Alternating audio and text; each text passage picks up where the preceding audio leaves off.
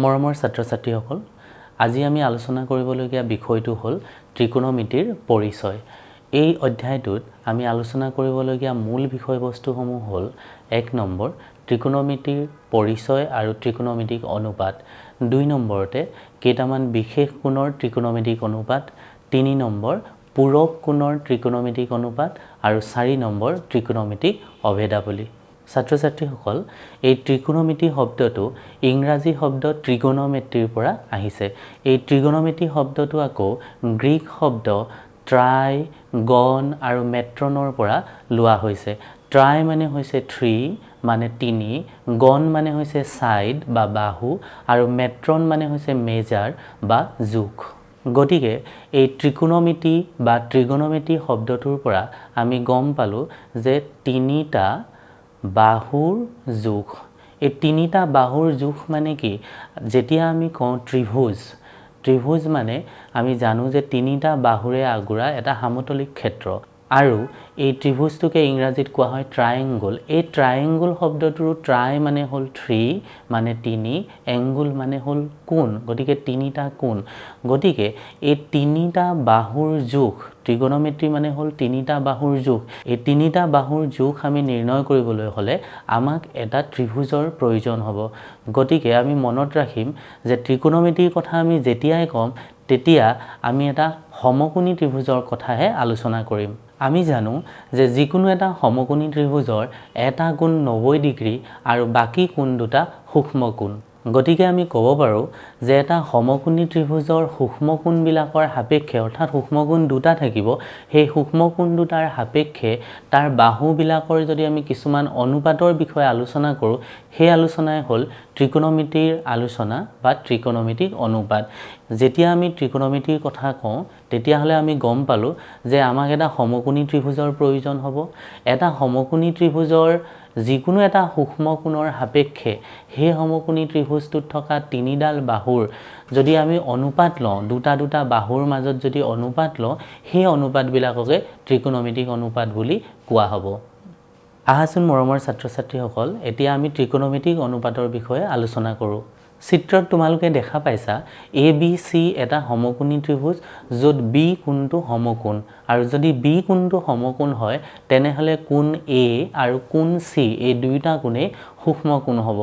এতিয়া যদি এই দুয়োটা সূক্ষ্ম কোণৰ ভিতৰত মই A কোণটোৰ কথা কওঁ তেতিয়াহ'লে মই A কোণটোক বুজাবৰ কাৰণে তোমালোকে দেখা পাইছা মই এই চিনটো ব্যৱহাৰ কৰিম। গতিকে A কোণটোৰ সাপেক্ষে আমি ACক অতিভুজ বা হাইপটেনিয়াছ বুলি কওঁ, যাক আমি চমুকৈ H বুলি লিখিম, আৰু BCক আমি লম্ব বা পাৰপেণ্ডিকুলাৰ বুলি কওঁ, যাক আমি চমুকৈ P বুলি লিখিম, বা A কোণৰ বিপৰীত বাহু বুলি আমি তাক বুজাম। ঠিক তেনেকৈ AB বাহুক আমি ভূমি বা বেজ বুলি ক'ম আৰু চমুকৈ তাক B বুলি লিখিম, আৰু AB বাহুক আমি A কোণৰ সন্নিহিত বাহু বুলি ক'ম। এতিয়া এই সমকোণী ত্ৰিভুজটো তোমালোকে চোৱা, তোমালোকে ভালদৰে বুজি উঠিব লাগিব যে অতিভুজ, লম্ব আৰু ভূমি এই 3টা নামকৰণ আমি A কোণৰ সাপেক্ষেহে কৈছোঁ। আমি যে কৈছোঁ BC বাহু, এই BC বাহুক লম্ব বুলি কৈছোঁ, এই BC বাহুটো লম্ব হৈছে A কোণৰ কাৰণেহে। যদি মই C কোণটোক বুজালোহেঁতেন তেনেহ'লে C কোণৰ বাবে AB বাহুহে লম্ব হ'লহেঁতেন। গতিকে মনত ৰাখিবা, আমি যিটো কোণৰ কথা ক'ম সেই কোণটোৰ গাতে লাগি থকা যিটো বাহু, সেই বাহুটো এটা অতিভুজ হ'ব আৰু এটা ভূমি হ'ব। গতিকে যদি আমি A কোণটোৰ কথা কওঁ, A কোণৰ সাপেক্ষে AC হ'ল আমাৰ অতিভুজ আৰু AB হ'ল আমাৰ ভূমি। ঠিক তেনেকৈ BC বাহু হ'ব আমাৰ লম্ব। যদি আমি C কোণৰ কথা কওঁ, C কোণৰ গাতে লাগি থকা বাহু দুটা হ'ল AC আৰু BC। গতিকে C কোণৰ সাপেক্ষে AC হ'ব অতিভুজ, কাৰণ আমি অতিভুজটো জানো যে 90 ডিগ্ৰী কোণৰ মুখামুখি বাহুটোকে অতিভুজ বুলি কোৱা হয়। গতিকে AC হ'ব অতিভুজ আৰু BC হ'ব ভূমি। BC ভূমি হ'ব C কোণৰ সাপেক্ষে, আৰু C কোণৰ সাপেক্ষে AB লম্ব হ'ব। এতিয়া আমি A কোণৰ কথা কৈছোঁ, গতিকে A কোণৰ সাপেক্ষে আমি পালোঁ BC মানে লম্ব, তাক আমি P বুলি লিখিম, AB মানে ভূমি, তাক আমি B বুলি লিখিম, আৰু AC মানে অতিভুজ, তাক আমি H বুলি লিখিম। ইতিমধ্যে আমি কৈছোঁ যে এটা সমকোণী ত্ৰিভুজৰ সূক্ষ্ম কোণবিলাকৰ সাপেক্ষে তাৰ বাহুবিলাকৰ অনুপাতেই হ'ল ত্ৰিকোণমিতিক অনুপাত। গতিকে ABC সমকোণী ত্ৰিভুজটোত A হ'ল সূক্ষ্ম কোণ, এই সূক্ষ্ম কোণটোৰ সাপেক্ষে এতিয়া যদি আমি বাহুবিলাকৰ অনুপাত লওঁ সেই অনুপাতবিলাককে ত্ৰিকোণমিতিক অনুপাত বুলি কোৱা হ'ব। এতিয়া চোৱা তোমালোকে A কোণৰ সাপেক্ষে মই যদি লম্ব বাই অতিভুজ লওঁ অৰ্থাৎ লম্বক যদি মই অতিভুজেৰে হৰণ কৰোঁ তাক কোৱা হয় সাইন। তাৰ ত্ৰিকোণমিতিক অনুপাতটো হ'ল সাইন আৰু তাক আমি লিখোঁ sine of angle A equal to P/H বা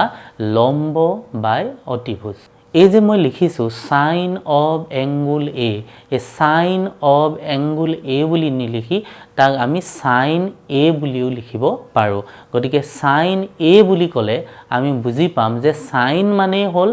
লম্ব বাই অতিভুজ আৰু A মানে হ'ল A কোণৰ সাপেক্ষে। গতিকে A কোণটোৰ সাপেক্ষে আমি এতিয়া চাব লাগিব যে আমাক দিয়া চিত্ৰটোত বা আমাক দিয়া সমকোণী ত্ৰিভুজটোত A কোণৰ সাপেক্ষে লম্ব কোণটো আমি পাম যে A কোণৰ সাপেক্ষে আমাৰ লম্ব হ'ল BC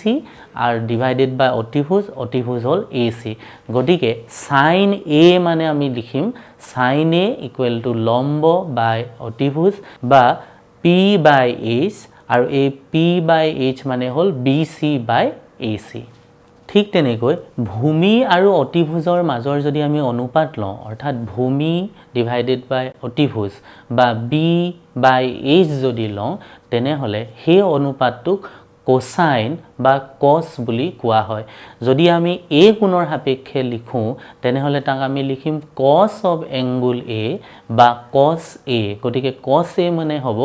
ভূমি ডিভাইডেড বাই অতিভুজ ইকুৱেল টু B/H। ভূমি মানে B বুলি আমি লিখিছিলোঁ, অতিভুজ মানে আমি H বুলি লিখিছিলোঁ। আমাৰ সমকোণী ত্ৰিভুজ ABCত A কোণৰ সাপেক্ষে ভূমি হ'লগৈ AB আৰু অতিভুজ হ'লগৈ AC। গতিকে cos A ইকুৱেল টু ভূমি বাই অতিভুজ ইকুৱেল টু B/H বুলিও লিখিব পাৰোঁ বা AB/AC বুলিও লিখিব পাৰোঁ। ঠিক একেদৰে tan A ইকুৱেল টু লম্ব বাই ভূমি বা P/B equal to BC/AB। cot A equal two ভূমি বাই লম্ব equal to B/P equal to AB/BC। sec A equal two অতিভুজ বাই ভূমি বা H/B equal to AC/AB। cosec A equal two অতিভুজ বাই লম্ব equal to H/P equal to AC/BC। গতিকে তোমালোকে দেখা পালা যে আমাৰ 6টা ত্ৰিকোণমিতিৰ অনুপাত আছে। এই 6টা ত্ৰিকোণমিতিৰ অনুপাত হ'ল সাইন, কোসাইন, টেনজেণ্ট, কোটেনজেণ্ট, সেকেণ্ড আৰু কোসেকেণ্ড আৰু তাক আমি চমুকৈ লিখোঁ সাইন, কস, টেন, কট,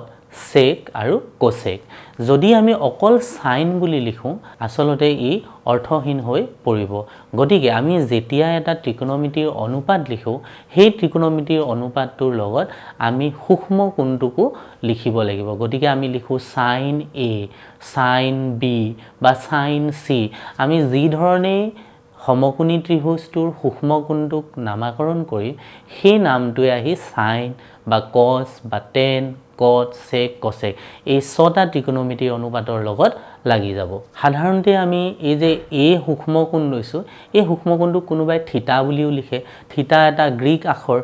যদি আমি A বুলি নকৈ সেই কোণটোক থিতা বুলি বুজাই দিওঁ তেনেহ'লে আমি সাইন থিতা বুলি লিখিম। কিন্তু তেতিয়াও কথা একেটাই হ'ব, যেতিয়াই আমি সাইন বুলি ক'ম আমি বুজি উঠিম যে লম্ব ডিভাইডেড বাই অতিভুজ অৰ্থাৎ লম্ব আৰু অতিভুজৰ যি অনুপাত সেই অনুপাতটোকে সাইন বুলি কোৱা হয়। এটা সমকোণী ত্ৰিভুজৰ তিনিটা বাহুৰ ইটোৱে সিটোক যদি আমি হৰণ কৰোঁ তেনেহ'লে এটা অনুপাত পাম। যিহেতু তিনিটা বাহু আছে এটাই আনটো বাহুক যদি আমি হৰণ কৰোঁ তেনেকৈ আমি 6টা অনুপাত পাম। গতিকে আমাৰ 6টা ত্ৰিকোণমিতিৰ অনুপাত হ'লগৈ। গতিকে তোমালোকে চোৱা চমুকৈ তোমালোকে মনত ৰাখিব পাৰা সাইন মানে P/H, কস মানে B/H, টেন মানে P/B, কট মানে P/P, সেক মানে H/B আৰু কোসেক মানে H/P। এতিয়া চোৱা এই সাইন আৰু কোসেক তাত এটা সম্পৰ্ক আছে। সাইন মানে হ'ল P/H আৰু কচেক মানে হ'ল h/p গতিকে সাইনৰ উলুটা হৈ গ'ল কচেক সাইন মানে আছিলে p/h তাক যদি ঘূৰাই দিয়া তেতিয়াই তোমালোকে পাবা h/p গতিকে সাইনটো হ'ল কচেকৰ উলুটা বা উলুটাকে তোমালোকে ক'ব পাৰা এই কচেকটো হ'ল সাইনৰ উলুটা গতিকে তোমালোকে অকল সাইনটো জানিলেই হ'ল যে সাইন মানে যিকোনো এটা সমকোণী ত্ৰিভুজৰ যিকোনো এটা সূক্ষ্ম কোণৰ সাপেক্ষে যদি তুমি লম্বডালক অতিভুজেৰে হৰণ কৰা তেতিয়া যিটো অনুপাত পাবা তাকেই সাইন বুলি কোৱা হয় সেই কোণটোৰ সাপেক্ষে যদি বাক্যত ক'বলৈ হয় আমি ক'ম যে সমকোণী ত্ৰিভুজ এটাৰ এটা সূক্ষ্ম কোণৰ সাপেক্ষে লম্বক যদি আমি অতিভুজেৰে হৰণ কৰিলে যিটো অনুপাত পাম সেই অনুপাতৰ মানটোৱে হ'ব সেই কোণটোৰ সাপেক্ষে সাইনৰ মান বা তাক আমি সিম্বলৰ সহায়ত লিখিছো sin = p/h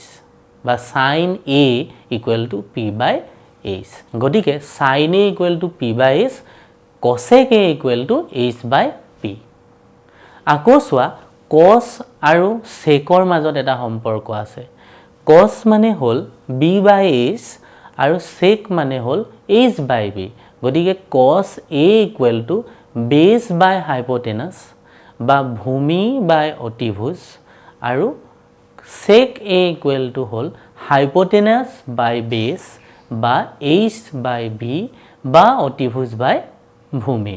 ঠিক তেনেকে tan আৰু cotৰ মাজৰ সম্বন্ধটো চোৱা tan মানে হ'ল p/b আৰু cot মানে হ'ল b/p অৰ্থাৎ tanৰ উলুটা cot গতিকে আমি এনেকৈ ক'ব পাৰো sin a = 1/cosec a বা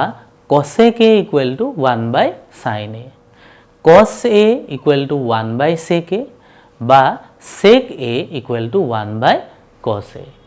tan a = 1/cot a বা cot a = 1/tan a আৰু আমি যে লিখিছো sin a = p/h cos a = b/h এনেকৈ যে লিখি গৈছো এইবিলাক মনত ৰখাৰ এটা বাক্য হ'ল যে some people have curly brown hair turn permanently black মানে ইয়াৰে যদি প্ৰথম যদি আমি আখৰগিটা লওঁ তেনেহলে পাম s সামৰ পৰা আহিলে s people have তাৰ পৰা আহিলে p আৰু h গতিকে s = p/h মানে s মানে আমি বুজি উঠিম sin = p/h some people have curly brown hair তাৰ মানে c b আৰু h গতিকে c মানে cos = b/h turn permanently black তাৰ পৰা আমি পালো t p আৰু b গতিকে t মানে tan = p/b আৰু আমি যদি sin cos আৰু tan জানো তেনেহলে cot sec আৰু cosec আমি সহজে নিৰ্ণয় কৰি ল'ব পাৰো মৰমৰ ছাত্ৰ ছাত্ৰীসকল এই দুটা অতি গুৰুত্বপূৰ্ণ ত্ৰিকোণমিতিৰ অনুপাত যেটো আমি মনত ৰাখিব লাগিব চোৱা tan a = sin a/cos a আৰু cot a = cos a/sin a বুলিও আমি লিখিব পাৰো চোৱা tan a মানে আমি জানো perpendicular by base বা p/b আৰু আমি লিখিছো tan a = sin a/cos a গতিকে আমি হুপক্ষত যদি কৰো sin মানে আমি জানো p/h গতিকে sin a = p/h divided by cos a মানে আমি জানো b/h এতিয়া তোমালোকে চোৱা p/h এই হৰণ চিনটো যদি আমি পূৰণ কৰি দিও তেতিয়া হলে তলত থকা ভগ্নাংশটো উলুটি যাব অৰ্থাৎ p/h * h/b হৈ যাব যত h আৰু h কটাকটি গৈ আমি কি পাম p/b গতিকে tan a = p/b হয় তাৰ মানে আমি লিখা অনুপাতটো শুদ্ধ যে tan a ঠাইত আমি কেতিয়াবা sin a/cos a বুলিও লিখিব পাৰো আকৌ আমি জানো যে tanৰে উলুটা cot গতিকে cot a = কি লিখিব পাৰো cos a/sin a বুলিও লিখিব পাৰো বা নহলে আমি ঠিক এনেদৰেও কৰিব পাৰো এটো তোমালোকে চাই লোৱা আশা কৰো তোমালোকে ত্ৰিকোণমিতিৰ অনুপাত বিলাকৰ বিষয়ে নিশ্চয়কৈ বুজিছা এতিয়া এই প্ৰশ্নটো চোৱা ABC ত্ৰিভুজৰ B কোণ সমকোণ আৰু AB = 24 cm BC = 7 cm হলে আমি ত্ৰিকোণমিতিক অনুপাতবোৰ সূক্ষ্মকোণ A ৰ সাপেক্ষে গণনা কৰিব লাগে এতিয়া ত্ৰিভুজ ABC এই চিত্ৰটো তোমালোকে চোৱা AB = 24 cm BC = 7 cm কোণ বিটো হ'ল সমকোণ আমি এচিৰ মান নাজানো এচিৰ মান আমি যেহেতু এটো এটা সমকোণী ত্ৰিভুজ গতিকে পাইথাগোৰাছৰ উপপাদ্য ব্যৱহাৰ কৰি এচিৰ মান আমি নিৰ্ণয় কৰিম প্ৰথমতে আৰু যদি এই সমকোণী ত্ৰিভুজটোৰ আমি তিনিওটা বাহুৰ যদি আমি মান জানো তেতিয়া হলে আমি যিকোনো এটা ত্ৰিকোণমিতিক অনুপাতে আমি নিৰ্ণয় কৰিব পাৰিম গতিকে যেহেতু আমি AB আৰু BC বাহুৰ মান জানো AC বাহুৰ মান আমি পাইথাগোৰাছৰ উপপাদ্য ব্যৱহাৰ কৰি নিৰ্ণয় কৰিম AC square AB square BC square 24 centimetre whole square 7 centimetre whole square গতিকে তোমালোকে পাবাগৈ 625 সেন্টিমিটাৰ হোল স্কয়াৰ বা AC √625 সেন্টিমিটাৰ স্কয়াৰ বা AC 25 সেন্টিমিটাৰ এতিয়া চোৱা এই ত্ৰিভুজটোৰ আমি তিনিওটা বাহুৰ মানে আমি পাই গলো আমি যদি A কোণৰ সাপেক্ষে কথা কওঁ অৰ্থাৎ সূক্ষ্মকোণ A ৰ সাপেক্ষে BC বাহুৰ মান হ'ল 7 সেন্টিমিটাৰ AB বাহুৰ মান হ'ল 24 সেন্টিমিটাৰ আৰু AC বাহুৰ মান হ'ল 25 সেন্টিমিটাৰ এতিয়া চোৱা A কোণৰ সাপেক্ষে BC হ'ব আমাৰ লম্ব AB হ'ব আমাৰ ভূমি আৰু AC হ'ব আমাৰ অতিভুজ বা AC হ'ব H BC হ'ব P আৰু AB হ'ব B গতিকে আমি যেহেতু এই তিনিওটা বাহুৰ মান জানো আমি এটা যিকোনো এটা ত্ৰিকোণমিতিক অনুপাতে আমি নিৰ্ণয় কৰিব পাৰিম গতিকে তোমালোকে চোৱা sin A লম্ব বাই অতিভুজ বা P by H 7/25 cos A ভূমি বাই অতিভুজ বা B বাই H 24/25 বা tan A লম্ব বাই ভূমি বা P by B 7/24 cosec A অতিভুজ বাই লম্ব বা H বাই P 25/7 গতিকে তোমালোকে চোৱা এই sin A ৰ মান আমি পালো 7/25 আৰু cosec A ৰ মান পাইছো আমি 25/7 গতিকে sin আৰু cosec টো যে এটা আনটোৰ উলুটা এই কথা প্ৰমাণ হৈ গৈছে ঠিক তেনেকৈ sec A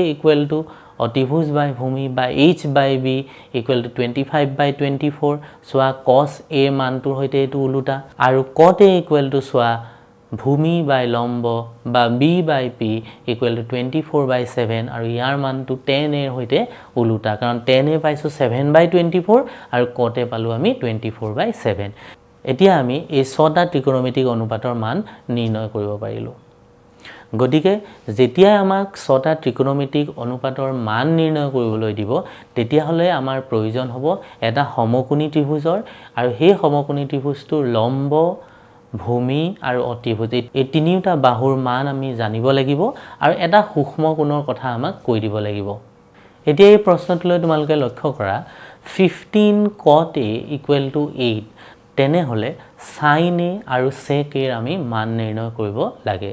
দিয়া আছে 15 cot A 8 তাৰ মানে cot A আমি পাম গৈ 8/15 এতিয়া cot মানে আমি জানো যে B বাই P মানে ভূমি বাই লম্ব 8/15 অৰ্থাৎ আমি ভূমি আৰু লম্বহে জানো আমিটো অতিভুজৰ মান না জানো কাৰণ আমাক নিৰ্ণয় কৰিব লাগে sin A ৰ মান sin A মানে আকৌ আমি জানো যে লম্ব বাই অতিভুজ P বাই H গতিকে অতিভুজৰ মানটো নিৰ্ণয় নকৰাকৈ আমি sin ৰ মান কেনেকৈ নিৰ্ণয় কৰিম গতিকে প্ৰথম কথা হ'ল যে আমাক দিয়া আছে cot A মানে 8/15 মানে B by P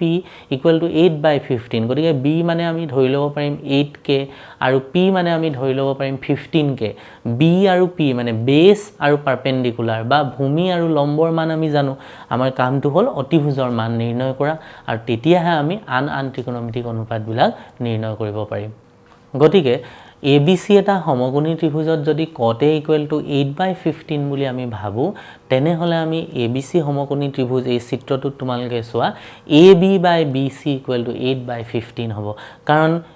cot A মানে হল ভূমি বাই লম্ব আমাৰ চিত্ৰটোত চোৱা AB মানে হল আমাৰ ভূমি আৰু লম্ব মানে হল আমাৰ BC গতিকে AB বাই BC 8/15 গতিকে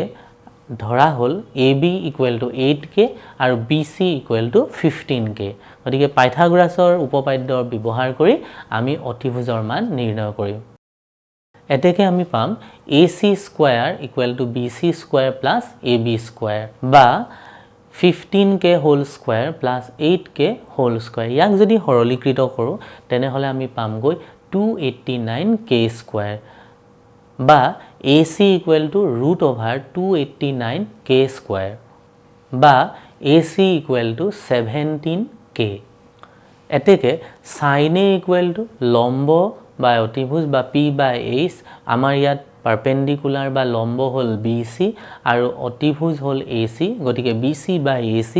BC ৰ মান হল 15k আৰু AC ৰ মান হল 17k k কটাকটি গল আমি পাম গৈ sin a ইকুৱেল টু 15 বাই 17 ঠিক তেনেকৈ sec a ইকুৱেল টু অতিভুজ বাই ভূমি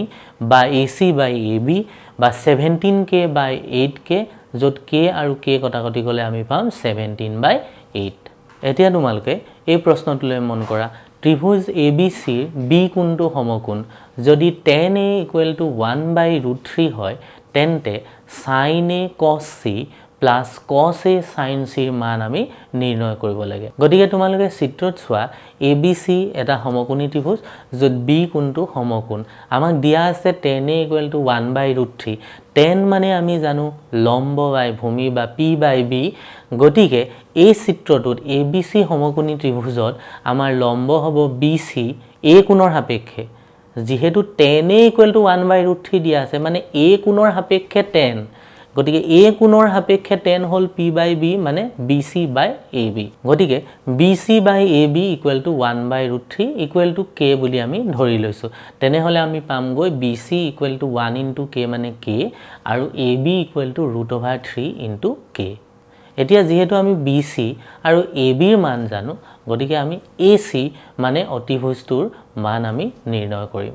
ঠিক আগৰ দৰে পাইথাগোৰাছৰ উপপাদ্য ব্যৱহাৰ কৰিলে আমি পাম AC square equal to BC square plus AB square বা k square plus √3k whole square equal to k square plus 3k square equal to 4k square বা AC equal to √4k square বা √2k whole square বা AC equal to 2k এতিয়া চোৱা আমি মান নিৰ্ণয় কৰিব লাগে sin a cos c plus cos a sin c এতিয়া sin a অৰ্থাৎ a কোণৰ সাপেক্ষে sin ৰ মান এই a কোণৰ সাপেক্ষে sin ৰ মান আমি জানো যে sin মানে হল লম্ব বা অতিভুজ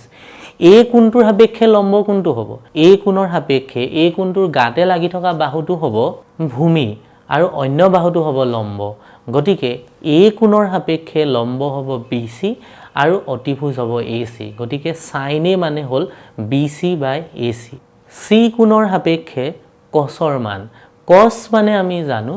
ভূমি বাই অতিভুজ গতিকে c কোণৰ সাপেক্ষে আমি চাব লাগিব ভূমি কোণটো এই c কোণটোৰ কাৰণে c কোণটোৰ গাতে লাগি থকা এটা বাহুৱে হ'ব ভূমি কাৰণ AC অতিভুজ হ'বই কাৰণ AC টো 90 ডিগ্ৰী কোণ b ৰ মুখে মুখে আছে তাক আৰু আমি হলনি কৰিব নোৱাৰো গতিকে c কোণটোৰ গাতে লাগি থকা দুটা বাহু হল এটা হল AC আৰু এটা হৈ গল BC গতিকে AC হ'ব অতিভুজ আৰু এই c কোণটোৰ গাতে লাগি থকা বাহুটোৱে হল c কোণৰ সাপেক্ষে ভূমি cos মানে আমি জানো বেস বাই হাইপোটেনাস যেতিয়া আমি cos c বুলি কম গতিকে এই c কোণৰ সাপেক্ষে cos ৰ মান হ'ব গৈ BC বাই AC ভূমি বাই অতিভুজ বেস বাই হাইপোটেনাস তাৰ পিছত আমি নিৰ্ণয় কৰিব লাগে cos a sin c গতিকে a কোণৰ সাপেক্ষে cos ৰ মান হ'ব অৰ্থাৎ a কোণৰ সাপেক্ষে ভূমি হৈ গল AB আৰু অতিভুজ হৈ গল AC গতিকে cos a ৰ মান হৈ গল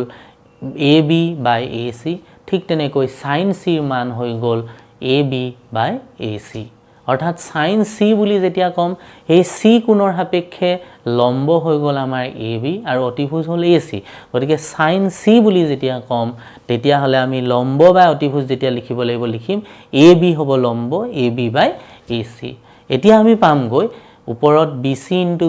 BC whole square divided by AC into AC whole square plus ঠিক তেনেকৈ AB whole square divided by AC whole square বা আমি পাম গৈ k square by 2k whole square plus √3k whole square divided by 2k whole square বা আমি পাম গৈ k square by 4k square plus 3k square by 4k square এতিয়া যদি আমি 4k square টো তলত লখাগু লওঁ ওপৰত পাম k square plus 3k square বা 4k square by 4k square কটাকটি গলে আমি পাম গৈ 1 গতিকে এই আমাৰ যেটো মান নিৰ্ণয় কৰিবলৈ দিছিলে sin a cos c plus cos a sin c তাৰ মান আমি পালো গৈ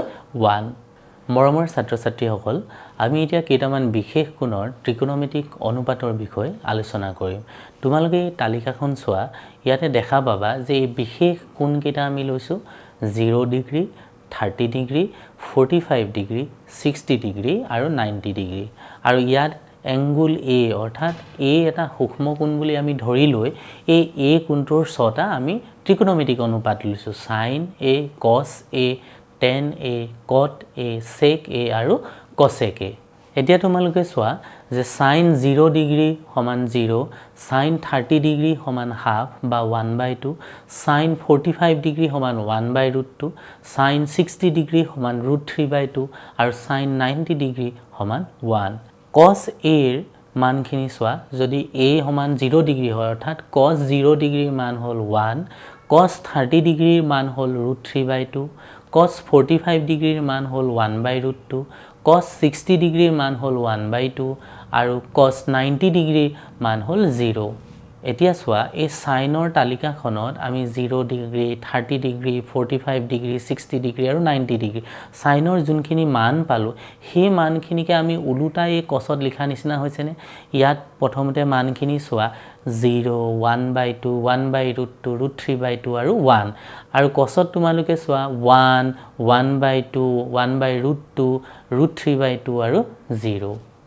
এতিয়া মন কৰিছা যে এই 45 ডিগ্ৰী অৰ্থাৎ সাইন 45 ডিগ্ৰী আৰু কস 45 ডিগ্ৰী দুইটাৰে মান একেই, 1/√2 আৰু 1/√2। সাইন 0 ডিগ্ৰীত যিটো মান হয় কসত সেইটো 90 ডিগ্ৰীৰ মানৰ সৈতে একেই, সাইন 0 মানে 0 আৰু কস 90 ডিগ্ৰী মানে 0। ঠিক তেনেকৈ চোৱা সাইন 90 ডিগ্ৰীৰ যিটো মান হয়, সাইন 90 ডিগ্ৰীৰ মান হ'ল 1 আৰু কস 0 ডিগ্ৰীৰ মান হ'ল 1। আকৌ চোৱা সাইন 30 ডিগ্ৰীৰ মান হ'ল 1/√2 আৰু কস 60 ডিগ্ৰীৰ মান হ'ল 1/√2, অৰ্থাৎ সাইনৰ 30 ডিগ্ৰীত যি মান কসৰ 60 ডিগ্ৰীত সেই মানৰ সৈতে একেই। ঠিক তেনেকৈ সাইনৰ 60 ডিগ্ৰীৰ মান হ'ল √3/2 আৰু কসৰ 30 ডিগ্ৰীত মান হ'ল √3/2। এতিয়া তোমালোকে এই টেন আৰু কটৰ তালিকাখন চোৱা। টেন 0 ডিগ্ৰী সমান 0, টেন 30 ডিগ্ৰী সমান 1/√3, টেন 45 ডিগ্ৰীৰ মান 1, টেন 60 ডিগ্ৰীৰ মান √3 আৰু টেন 90 ডিগ্ৰীৰ মান সংজ্ঞাবদ্ধ নহয়, অৰ্থাৎ আমি নিৰ্ণয় কৰিব নোৱাৰোঁ। ঠিক তেনেকৈ কট 0 ডিগ্ৰী চোৱা, সংজ্ঞাবদ্ধ নহয়। কট 30 ডিগ্ৰীৰ মান হ'ল √3, কট 45 ডিগ্ৰীৰ মান হ'ল 1, কট 60 ডিগ্ৰীৰ মান হ'ল 1/√3 আৰু কট 90 ডিগ্ৰীৰ মান হ'ল 0। ইয়াতো চোৱা এই টেন আৰু কটত টেনত যিটো 0 ডিগ্ৰীৰ মান, কটত সেইটো 90 ডিগ্ৰীৰ মান। টেনত যিটো 30 ডিগ্ৰীৰ মান অৰ্থাৎ 1/√3, কটত সেইটো কট 60 ডিগ্ৰীৰ মান অৰ্থাৎ 1/√3। ঠিক তেনেকৈ টেন 60 ডিগ্ৰীৰ মান চোৱা √3 আৰু কট 30 ডিগ্ৰীৰ মান চোৱা তাৰো মান √3 আৰু টেন 45 ডিগ্ৰী আৰু কট 45 ডিগ্ৰীৰ মান 1, 1। গতিকে আমি দেখিলোঁ যে সাইন আৰু কসত 45 ডিগ্ৰীৰ মান একেই,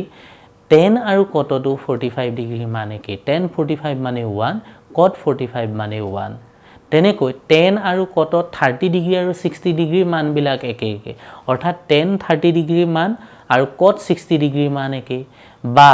টেন 60 ডিগ্ৰীৰ মান আৰু কট 30 ডিগ্ৰীৰ মান একেই। ঠিক তেনেকৈ 0 ডিগ্ৰী আৰু 90 ডিগ্ৰীৰ মান টেন আৰু কটত একে একে হয়। এতিয়া তোমালোকে সেক আৰু কসেক এই তালিকাখনলৈ মন কৰা। সেক 0 ডিগ্ৰীৰ মান হ'ল 1, সেক 30 ডিগ্ৰীৰ মান হ'ল 2/√3, সেক 45 ডিগ্ৰীৰ মান হ'ল √2, সেক 60 ডিগ্ৰীৰ মান হ'ল 2 আৰু সেক 90 ডিগ্ৰীৰ মান হ'ল সংজ্ঞাবদ্ধ নহয়। ঠিক তেনেকৈ কসেক 0 ডিগ্ৰীৰ মান হ'ল সংজ্ঞাবদ্ধ নহয়, কসেক 30 ডিগ্ৰীৰ মান হ'ল 2, কসেক 45 ডিগ্ৰীৰ মান হ'ল √2, কসেক 60 ডিগ্ৰীৰ মান হ'ল 2/√3 আৰু কসেক 90 ডিগ্ৰীৰ মান হ'ল 1। এতিয়া তোমালোকে চোৱা যে ইতিমধ্যে আমি যিখিনি পঢ়ি আহিছোঁ যে সাইন মানে হ'ল p/h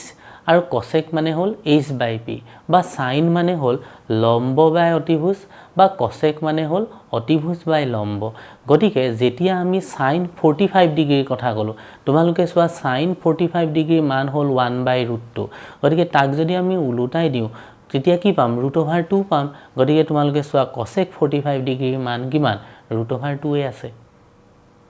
আকৌ তোমালোকে চোৱা টেন 30 ডিগ্ৰীৰ মান চোৱা, টেন 30 ডিগ্ৰীৰ মান কিমান? 1/√3। টেনৰ ওলোটাই হ'ল কট গতিকে কট 30 ডিগ্ৰীৰ মান কিমান হ'ব tan 30 ডিগ্ৰীৰ ওলোটাটো হ'ব tan 30 ডিগ্ৰীৰ মান কিমান tan 30 ডিগ্ৰীৰ মান 1/√3 সেইকাৰণে চোৱা cot 30 ডিগ্ৰীৰ মান আমি কিমান পাইছো √3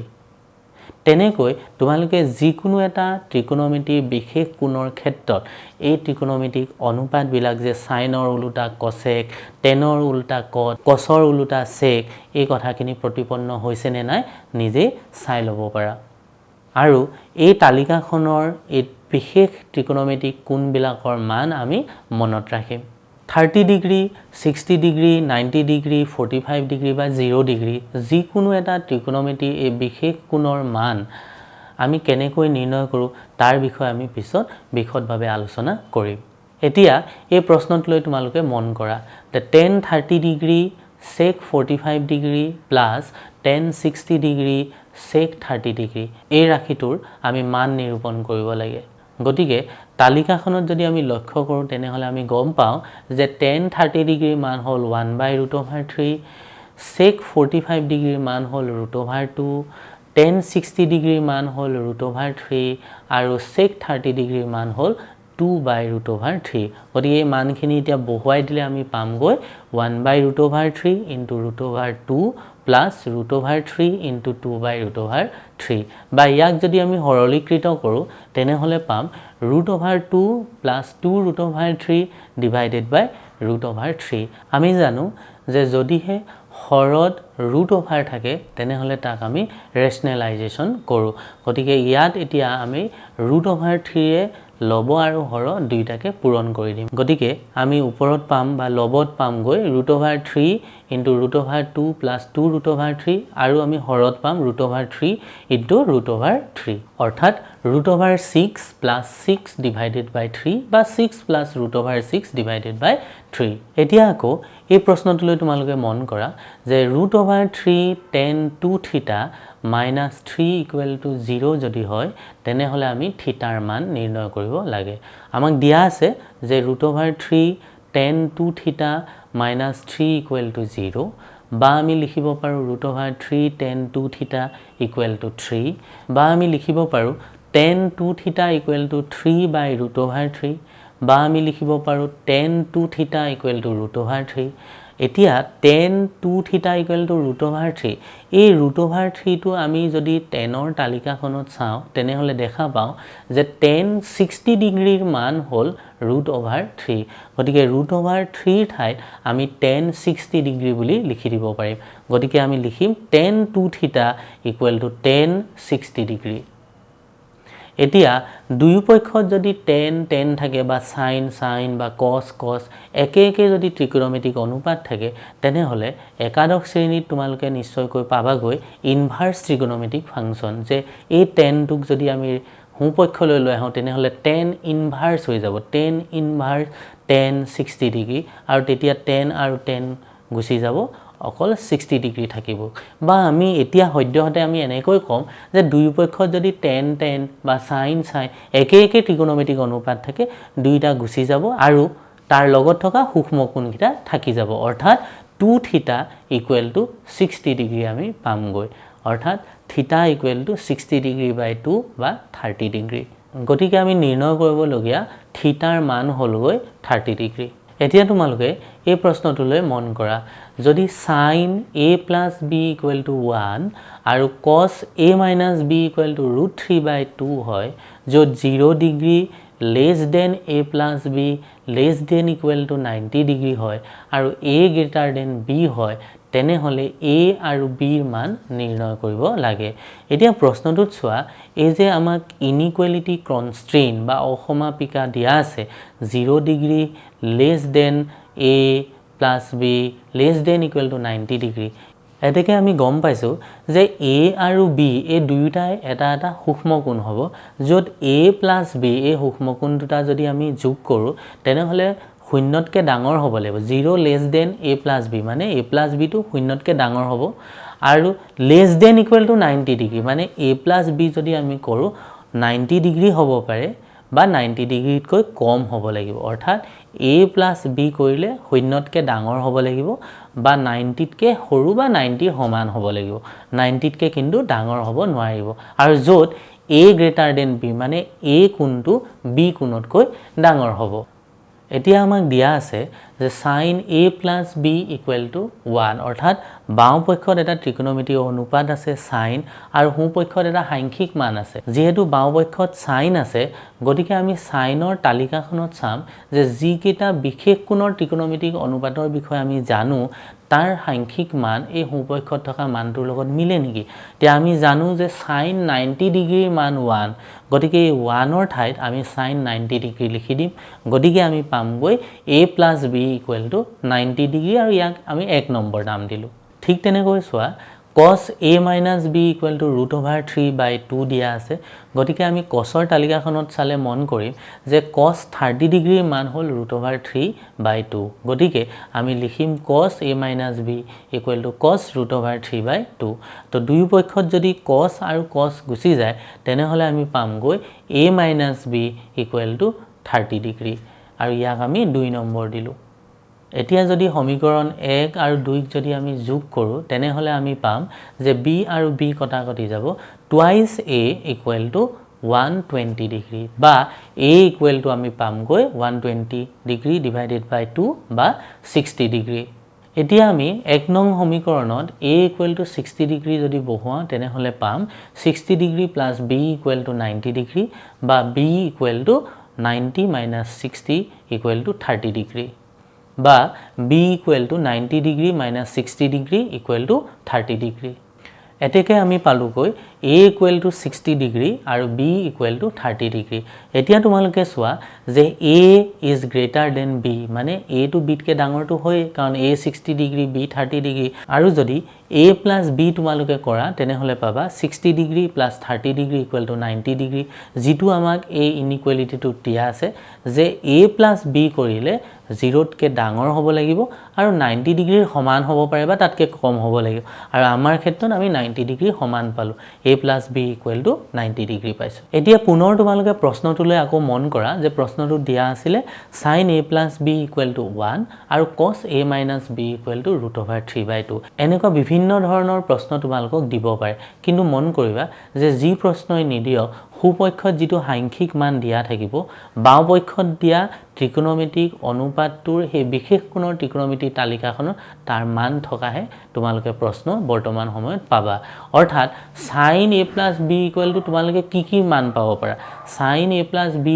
equal to 1 পাব পাৰা তোমালোকে 1/√2 পাব পাৰা কাৰণ 1/√2 যদি দিয়ে তেতিয়া sin 45 ডিগ্ৰী লিখিব পাৰিবা কিন্তু তোমালোকে sin a plus b equal to √3 নিদিয়ে আৰু কাৰণ sin a plus b কোটো √3 নাই আমি যিকিটা ত্ৰিকোণমিতিক অনুপাতৰ মান জানো যেনে sin 0 ডিগ্ৰী মানে 0 sin 30 ডিগ্ৰী মানে হাফ sin 45 ডিগ্ৰী মানে 1/√2 sin 60 ডিগ্ৰী মানে √3/2 আৰু sin 90 ডিগ্ৰী মানে 1 গতিকে কেতিয়াও তোমালোকক sin a plus b equal to 2/√3 বুলি আৰু নিদিয়ে কাৰণ 2/√3 যদি দিয়ে তেনেকুৱা সাইনৰ কোনো আমি বিশেষ কোণ আমি লিখিব নোৱাৰিম গতিকে √3/2 তোমালোকক দিব পাৰে 1/√2 দিব পাৰে তোমালোকক 1/2 দিব পাৰে ঠিক তেনেকৈ এই প্ৰশ্নটোতে তোমালোকে চোৱা যদি এটো tan a plus b equal to যদি √3 দিয়ে তেতিয়া হলে আমি সহজেই লিখিব পাৰিম যে tan a plus b equal to tan 60 degree কাৰণ আমি জানো tan 60 ডিগ্ৰী মান √3 তেতিয়া হে tan গৈ তোমালোক a plus b equal to তোমালোকে 60 ডিগ্ৰী পাবা গতিকে মনত ৰাখিবা যে এনেকুৱা যিকোনো ধৰণৰ প্ৰশ্নতে সদায় সোপক্ষত দিয়া সাংখ্যিক মানটো বাও পক্ষত যেটো ত্ৰিকোণমিতিৰ অনুপাত দিব সেই ত্ৰিকোণমিতিৰ অনুপাতটোৰ যিকিটা বিশেষ কোণৰ আমি মান জানো সেই তালিকাখনত তাৰ মানটো তোমালোকে পাবাই